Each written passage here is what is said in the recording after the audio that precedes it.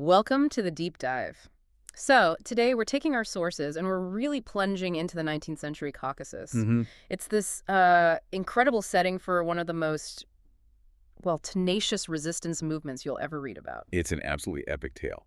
And for 25 years, from 1834 to 1859, one single man holds the entire Russian Empire at bay. We are talking about Imam Shamil, the legendary Lion of Dagestan. And our mission here for you listening isn't just to sort of follow the battle lines. We really want to get at the core insights. Yeah, Leadership under just impossible pressure. exactly. What allowed this man, leading Chechen and Dagestani Muslims, to build a state, wage a spiritual war, and become this symbol of undefeated pride, even in defeat? Right. This deep dive is about understanding that. How do you turn resistance into actual governance? So let's start at the very beginning, Shamil's origins. Yeah, so he's born around 1797 in a small village, Gimri, in Dagestan. And he came from a pretty modest Avar family. But what's really crucial, and the sources all point to this, is his preparation, his education. It wasn't just religious training, was it? I mean, the sources emphasize Arabic, but also logic and rhetoric. Exactly. It's an intellectual foundation. It's about creating clarity of thought, real conviction. This wasn't training for the pulpit. It was training for command. And that training became absolutely necessary because his rise to power in 1834 was, it was completely circumstantial. It was a crisis. The crisis of succession, right. The resistance had already lost two leaders. Two crucial leaders. First, you have the charismatic Ghazi Muhammad, who's killed in 1832. And then his successor, Hamzat Bek, is assassinated just 2 years later. So you have this massive political vacuum right in the middle of a brutal war. And Shamil steps in. He doesn't seize power, though. And that's the key takeaway here. He was called to lead. People saw something in him. They saw steadiness. They saw a strategic mind and a vision that they desperately needed to keep the fight going. He stepped into a role defined by total chaos. And almost immediately, he does something pretty radical. He doesn't just take over an army. No. He builds a state, the Imamate. How did this mountain state even function when its main job was just survival? This is where that education and governance really pays off. He knew that pure resistance just isn't sustainable. You need administration. So what did he do? He replaced the old, fractured tribal hierarchies with a unified Islamic system. He appointed deputies, or naibs. You were basically governor. Basically governors, yeah. They oversaw districts, they collected taxes, they administered justice. So he's centralizing power, which must have caused a lot of friction with the existing clan leaders. Oh, tremendous friction. But he offered something, the old system, which was based on these local blood feuds. He offered something it couldn't. Stability. Stability and a spiritual purpose. By making Sharia law the core of his administration, he wasn't just enforcing religion. He was giving them a neutral, overarching law that went beyond tribal loyalty. And it actively suppressed those blood feuds that were so destabilizing. Exactly. Yeah. So Sharia becomes a political tool for unification just as much as a religious one. I wonder, though, for all the stability it provided, was it also seen as harsh? I mean, a 25-year war state has to demand total loyalty. Absolutely. The sources are clear.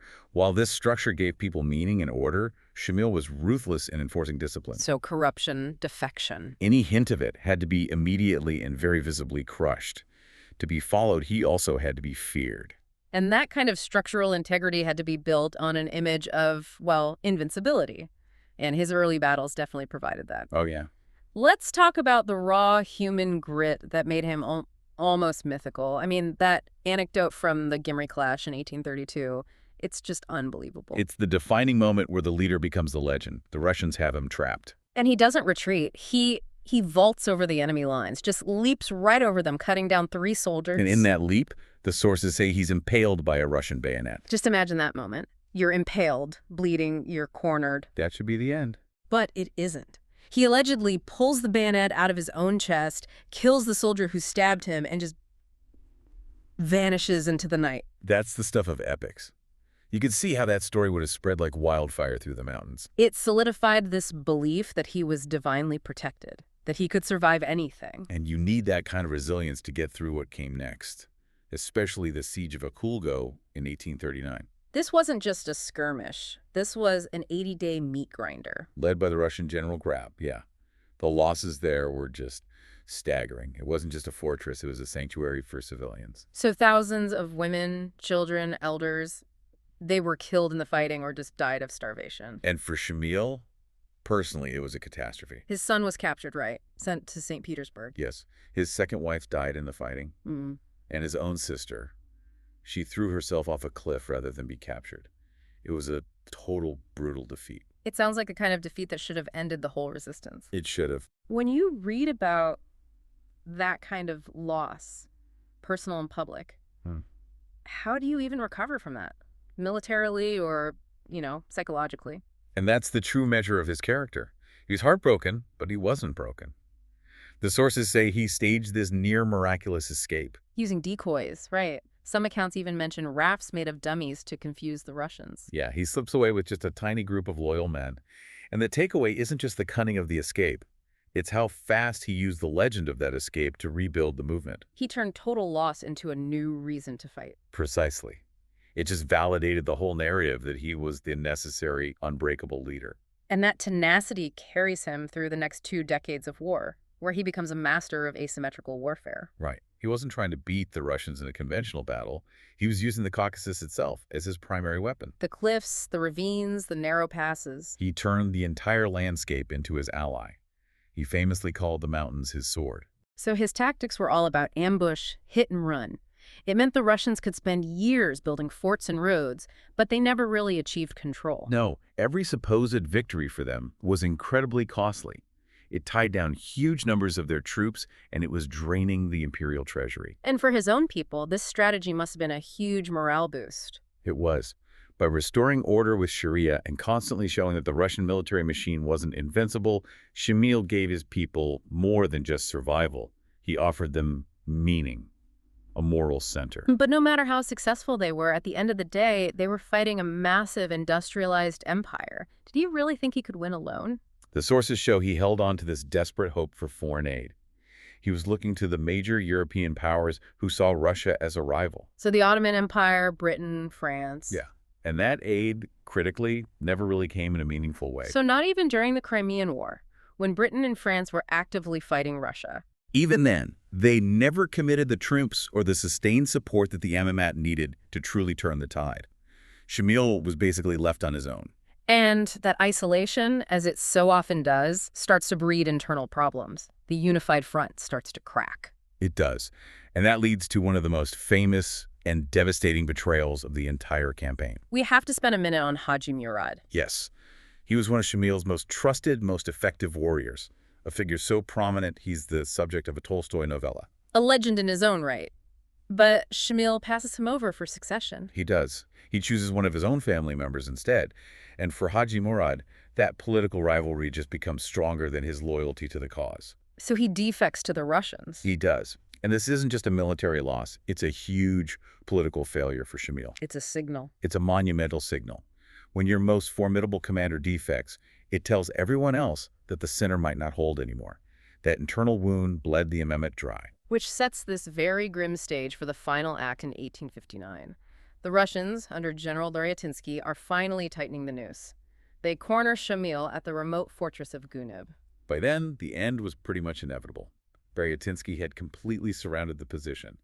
Shamil was down to the last remnants of his followers. How many were left? Only about 400 people and 4 cannons against this overwhelming imperial army. And the sources are really clear that his surrender on August 25th, it wasn't cowardice. No, not at all. It was a conscious choice. He saw the inevitable, and he refused to allow a final massacre of his people. So after 25 years, he understands the political state is finished. The state is finished, yes, but the spiritual legacy is not. And by surrendering on his own terms to spare those last lives, he kept his integrity and his pride intact. And what comes next is this strange historical paradox. Russia treats him less like a captured rebel and more like a revered historical figure. It's one of the most surprising parts of the story. They didn't send him to a labor camp in the tundra. The Tsar, Alexander II, actually admired his tenacity. So when he's brought to St. Petersburg, he's treated with respect. With respect, yes. He's dignified, he's unbowed. Right. They even let him keep his personal weapons. And I love the dry wit in the sources from his first meeting with the Tsar. Alexander II welcomes him warmly. Yes, and Shamil's reply is just perfect. He looks at the Tsar and says, "I would feel honored if I welcomed you at my table." Wow. It's just this incredible display of retained dignity. And the Russians actually respected that. So he spends The next decade in exile in a Russian city, Kaluga. A relatively comfortable existence, but his final journey is maybe the most fitting end to his life. Absolutely. In 1870, he finally gets permission for the Hajj. The pilgrimage to Mecca. He journeys to Mecca, he fulfills his duties as a pilgrim, and then he settles in Medina, where he dies in 1871. He ends his life not as a defeated general, but as a pilgrim of faith. It's a powerful final statement. So we followed him from the battlefields of Dagestan to the holy cities of Arabia. What's the final cohesive takeaway on his legacy? Shamil really transcends simple military history. He becomes a kind of cultural mirror for the people of the Caucasus. His name is synonymous with courage. Not because he won, but because he never lost his soul, even when he lost the war. And the sources are quick to point out the complexities, right? The harsh rule, the political missteps like with Haji Murad, the final surrender. But even his critics agree he was no hollow legend. No. He was human, complicated, and forged by unrelenting pressure. And that legacy lives on. His name is still used for children in Dagestan and Chechnya. He's in poems, in songs. And this is the final thought we want to leave you with, connecting his resistance to that cultural memory. Shamil's story suggests that the ultimate victory in a conflict like this might not be military at all. It might be cultural or spiritual. So consider this.